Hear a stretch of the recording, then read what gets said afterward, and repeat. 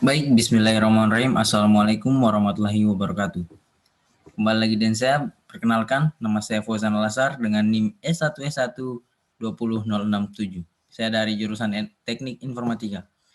Di video kali ini, saya akan mencoba untuk mempresentasikan dua submateri dari sistem operasi.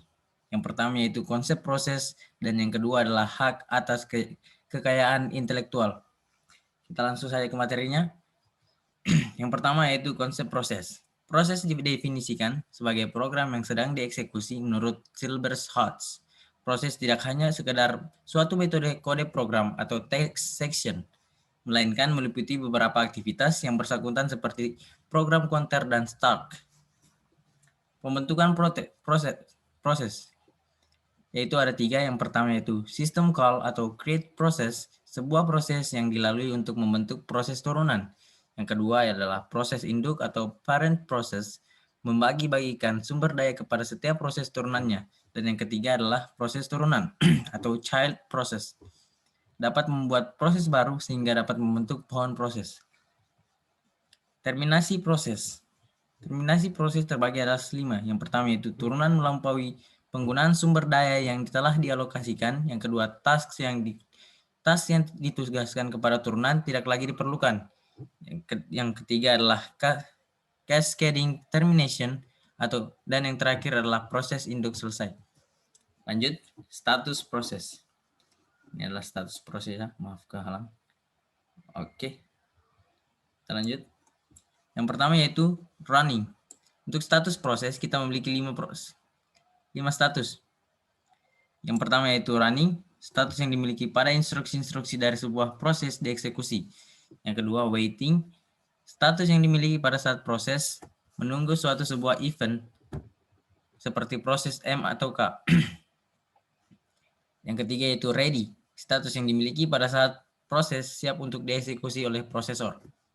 Dan yang terakhir yaitu yang keempat new, status yang dimiliki pada saat proses baru saja dibuat. Dan yang terakhir adalah terminate, status yang dimiliki pada saat proses telah selesai dieksekusi.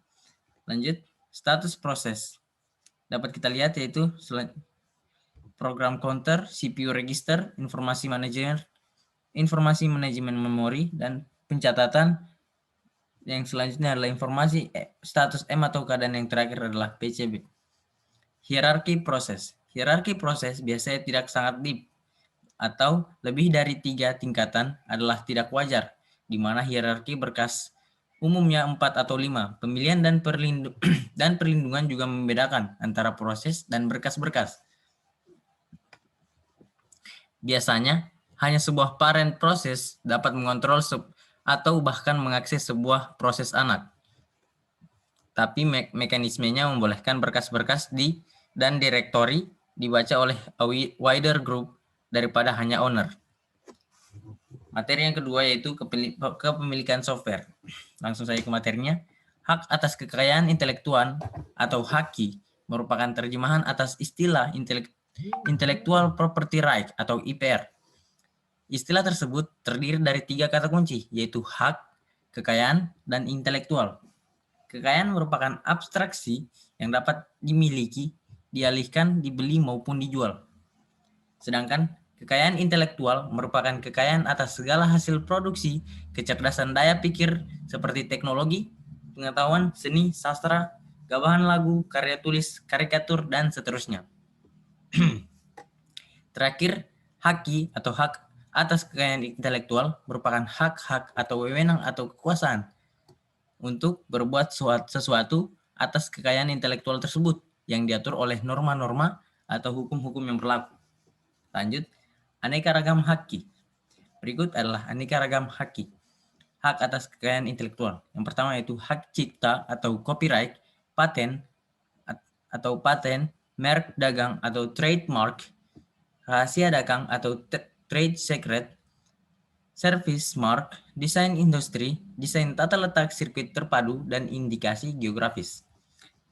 Jenis lisensi atau haki perangkat lunak. Yang pertama yaitu perangkat lunak berpemilik, perangkat lunak komersial, perangkat lunak semi bebas, public domain, freeware, shareware, perangkat lunak bebas, copylifted atau non-copylifted, perangkat lunak kode terbuka, GNU atau General Public License atau GNU atau GPL. Ancaman dan tantangan haki ke depannya. Berikut kita masuk ancaman dan tantangan haki ke depan. Yang pertama yaitu perangkat keras, rahasia, pustaka tidak bebas, dan yang ketiga adalah paten perangkat lunak. Dan yang terakhir adalah dokumentasi bebas. Perangkat lunak bebas. Perangkat lunak bebas ialah perangkat lunak yang mengizinkan siapapun untuk menggunakan, menyalin, dan mendistribusikan baik dimodifikasi ataupun tidak secara gratis ataupun dengan biaya. Perlu ditekankan bahwa source code dari program harus tersedia. Jika tidak ada kode program, berarti bukan perangkat lunak. Kesimpulan. Arti bebas yang salah telah menimbulkan persepsi yang salah. Perangkat lunak bebas ialah perihal kebebasan, bukan masalah harga. Suatu perangkat lunak dapat dimasukkan dalam kategori perangkat lunak bebas bila setiap orang memiliki kebebasan tersebut. Hal ini berarti setiap pengguna perangkat lunak bebas dapat meminjamkan perangkat lunak yang dimilikinya kepada orang lain untuk dipergunakan tanpa perlu melanggar hukum dan disebut pembajak. Lanjut, keuntungan yang diperoleh dari pengguna perangkat lunak bebas adalah karena serbaguna dan efektif dalam keanekaragaman jenis aplikasi. Dengan pemberian kode sumbernya, perangkat lunak bebas dapat disesuaikan secara khusus untuk kebutuhan pemakai. Terima kasih. Saya kira sekian dari video saya. Lebih dan kurangnya mohon dimaafkan. Billahi taufiq wal hidayah. Wassalamualaikum warahmatullahi wabarakatuh.